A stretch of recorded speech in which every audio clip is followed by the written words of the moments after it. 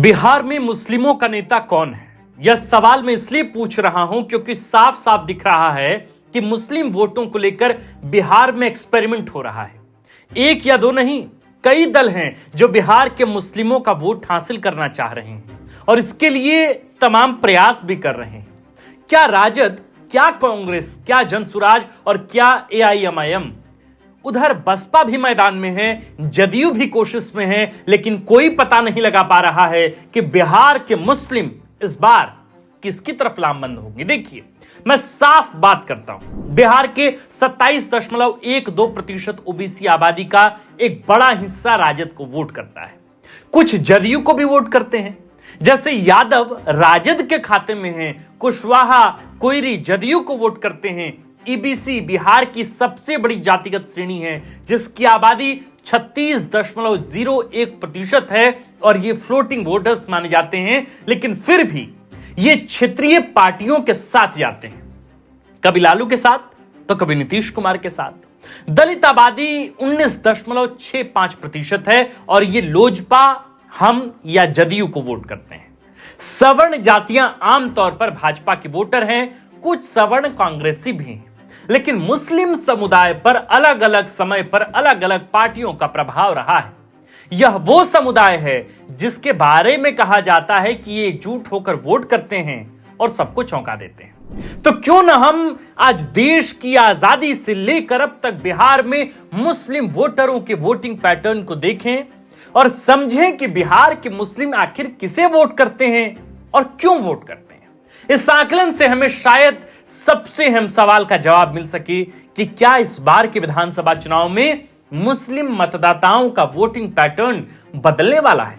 क्या वे किसी नए नेता का चुनाव करने जा रहे हैं और क्या बिहार में कुछ ऐसा होने जा रहा है जिसकी कल्पना फिलहाल किसी ने नहीं की। नमस्कार, हमारा नाम आकाश आनंद है और आप देखना शुरू कर चुके हैं बिहार की राजनीति का सबसे सटीक, सबसे विस्तृत विश्लेषणात्मक कार्यक्रम जिसका नाम है सियासी कहानियां। बिहार की राजनीति में मुस्लिम मतदाताओं का वोटिंग पैटर्न समय के साथ काफी बदलाव से होकर गुजरा है। आजादी के बाद के शुरुआती दशकों में बिहार में मुस्लिम मतदाता मुख्य रूप से भारतीय राष्ट्रीय कांग्रेस को समर्थन देते थे। इस दौर में कांग्रेस स्वतंत्रता आंदोलन की नायिका थी और उसकी धर्मनिरपेक्ष छवि ने मुस्लिम समुदाय को आकर्षित किया था। 1951-52 के पहले विधानसभा चुनाव में कांग्रेस ने बिहार में 239 में से 232 सीटें जीती थी और उसका वोट शेयर 41.4% था। मुस्लिम वोटरों ने कांग्रेस को समर्थन दिया क्योंकि वह अल्पसंख्यक समुदायों के लिए सुरक्षा और समावेशी विकास का वादा करती थी। इस समय समाजवादी और अन्य छोटे दल भी थे, लेकिन उनका प्रभाव बेहद सीमित था। बिहार में मुस्लिम वोटरों का रुझान कांग्रेस की ओर था क्योंकि कोई मजबूत क्षेत्रीय दल नहीं था जो उनकी आकांक्षाओं को प्रतिनिधित्व दे सके। इस दौर में कई बड़े सांप्रदायिक घटना भी हुई जिसने मुस्लिम वोटरों को कांग्रेस के प्रति निष्ठा बनाए रखने में मदद की। 1960 के दशक में बिहार में समाजवादी दलों का उदय हुआ, जैसे कि प्रजा सोशलिस्ट पार्टी और संयुक्त सोशलिस्ट पार्टी। ये दल पिछड़े और अल्पसंख्यक समुदायों के मुद्दों को उठाने लगे।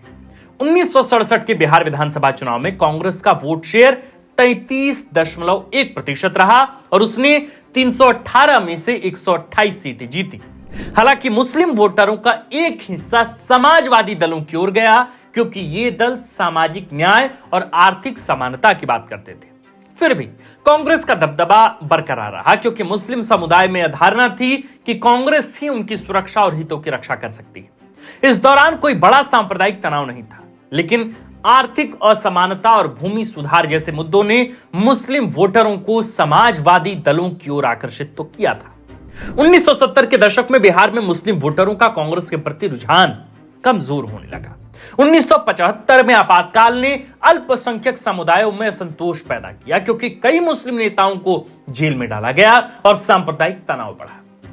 1977 के बिहार विधानसभा चुनाव में जनता पार्टी ने बिहार में 214 सीटें जीती और कांग्रेस केवल 57 सीटों पर सिमट गई। मुस्लिम वोटरों का एक हिस्सा जनता पार्टी की ओर गया जो उस समय कांग्रेस विरोधी लहर का नेतृत्व कर रही थी। इस दौर में कर्पूरी ठाकुर जैसे नेताओं ने सामाजिक न्याय की नीतियों को बढ़ावा दिया, जिसने मुस्लिम और पिछड़े वर्गों को आकर्षित किया।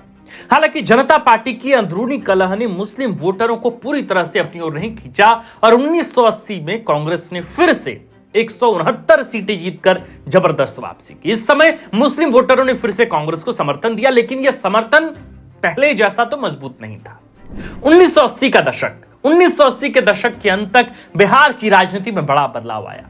1989 में लालू प्रसाद यादव ने जनता दल के तहत बिहार में यादव और मुस्लिम समुदायों को एकजुट करने की रणनीति बनाई। इस दौर में मंडल आयोग की सिफारिशों ने पिछड़े वर्गों को आरक्षण दिया और लालू ने इसे लागू करने में अहम भूमिका निभाई। इसके साथ ही बाबरी मस्जिद विवाद ने मुस्लिम वोटरों को कांग्रेस से दूर किया, क्योंकि कांग्रेस की नीतियां इस मुद्दे पर अस्पष्ट थीं। 1990 के विधानसभा चुनाव में जनता दल ने 324 में से 122 सीटें जीती और लालू यादव प्रदेश के पहली दफा मुख्यमंत्री बने। इस समय मुस्लिम वोटरों ने जनता दल को भारी समर्थन दिया और लालू ने मुस्लिम यादव गठजोड़ यानी MY समीकरण को मजबूत कर लिया। यह पहली बार था जब मुस्लिम वोटरों ने बड़े पैमाने पर कांग्रेस को छोड़कर एक किसी क्षेत्रीय दल की ओर अपना रुख किया था। इस शिफ्ट का कारण था लालू का सांप्रदायिक सद्भाव को बढ़ावा देना और मुस्लिम समुदाय को सुरक्षा का भरोसा देना, खासकर बाबरी मस्जिद के तनावपूर्ण माहौल में। 1990 के दशक में लालू यादव ने 1997 में जनता दल से अलग होकर राष्ट्रीय जनता दल यानी कि राजद बनाया। बाबरी मस्जिद विध्वंस के बाद मुस्लिम समुदाय में कांग्रेस के प्रति अविश्वास और बढ़ा, क्योंकि कांग्रेस केंद्र में सत्तारूढ़ थी और इसे रोकने में नाकाम रही। लालू ने इस मौके का फायदा उठाया और मुस्लिम समुदाय को अपने पक्ष में किया। 1995 के बिहार विधानसभा चुनाव में राजद ने 167 सीटें जीती और उसका वोट शेयर 27.4% था। इस समय अनुमान है कि 70 से 80% मुस्लिम वोट राजद की तरफ शिफ्ट हो गए। लालू ने सांप्रदायिक हिंसा को रोकने के लिए कड़े कदम उठाए, जैसे कि 1992 में भाजपा की अयोध्या रथ यात्रा को रोकने, जिसने मुस्लिम समुदाय में उनकी छवि को पुख्ता किया, मजबूत किया। इस दौरान कांग्रेस का वोट शेयर घटकर 16.2% रह गया और वह केवल 29 सीटें जीत सकी। मुस्लिम वोटरों का कांग्रेस से राजद की ओर शिफ्ट होना अब स्पष्ट तौर पर दिखने लगा था। 2000 के चुनाव में राजद ने 124 सीटें जीती और उसका वोट शेयर 28.3% रहा। इस समय भी मुस्लिम वोटों का बड़ा हिस्सा, लगभग 75% हिस्सा राजद के साथ चला गया। 2000 के दशक में राजद का मुस्लिम वोटरों पर दबदबा कायम होने लगा, लेकिन 2005 से नीतीश कुमार के नेतृत्व में जनता दल यूनाइटेड ने मुस्लिम वोटरों को आकर्षित करना शुरू कर दिया। फरवरी 2005 के चुनाव में राजद ने 75 सीटें जीती और उसका वोट शेयर 25.1% था, जबकि कांग्रेस को केवल 10 सीटें मिली।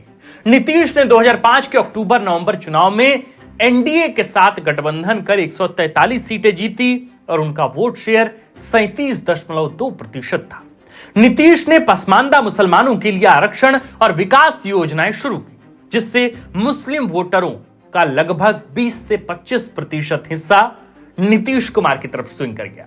हालांकि राजद अभी भी मुस्लिम वोटरों का बड़ा हिस्सा अपने पास रखने में कामयाब रही, लेकिन मुस्लिम वोटरों के शिफ्ट ने लालू यादव को सत्ता से बाहर का रास्ता दिखाया और नीतीश सत्ता में वापसी कर सके।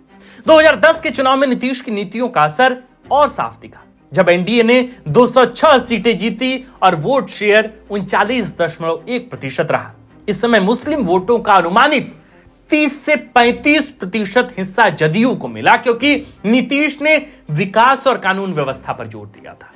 राजद का वोट शेयर 18.8% पर आ गया और उसने 22 सीटें जीती, लेकिन मुस्लिम वोटों में उसकी पकड़, वोटरों के बीच उसकी पकड़ एकदम कमजोर पड़ती गई, ढीली पड़ती गई।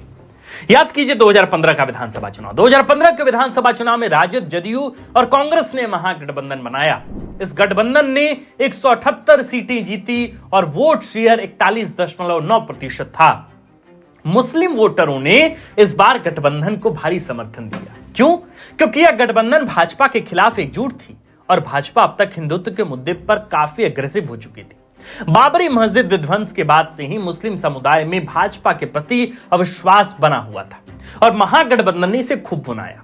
2017 में नीतीश ने जब महागठबंधन छोड़कर एनडीए का दामन थामा तो मुस्लिम समुदाय जदयू से दूर हो गए। 2020 के चुनाव में महागठबंधन ने 110 सीटें जीती और वोट शेयर 32.2% रहा। राजद ने 75 सीटें जीती और मुस्लिम वोटों का अनुमानित 65 से 70% महागठबंधन को मिला, जिसमें राजद को सबसे ज्यादा फायदा हुआ। इस समय जदयू को केवल 10 से 15% मुस्लिम वोट मिले, क्योंकि नीतीश का भाजपा के साथ गठबंधन मुस्लिम समुदायों को पसंद नहीं आया।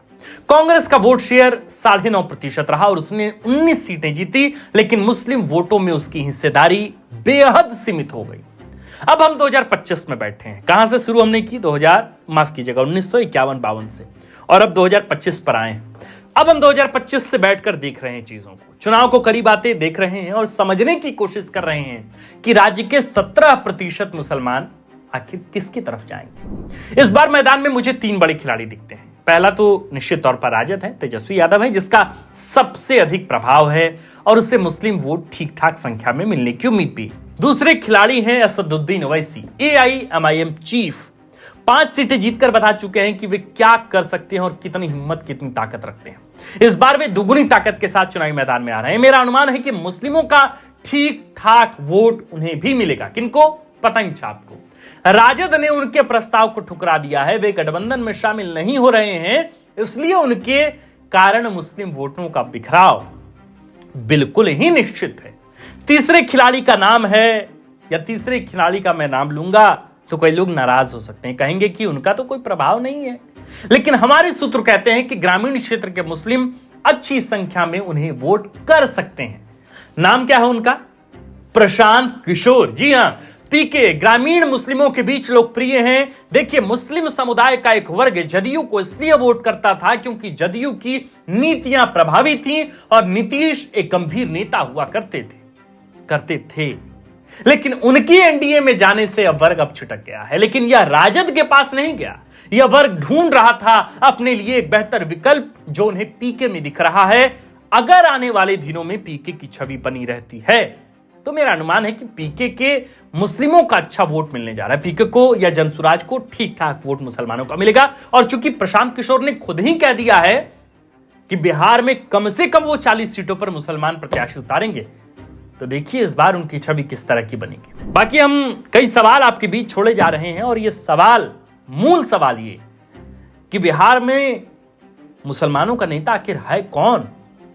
तेजस्वी यादव, असदुद्दीन ओवैसी, या फिर नई नवेले प्रशांत किशोर?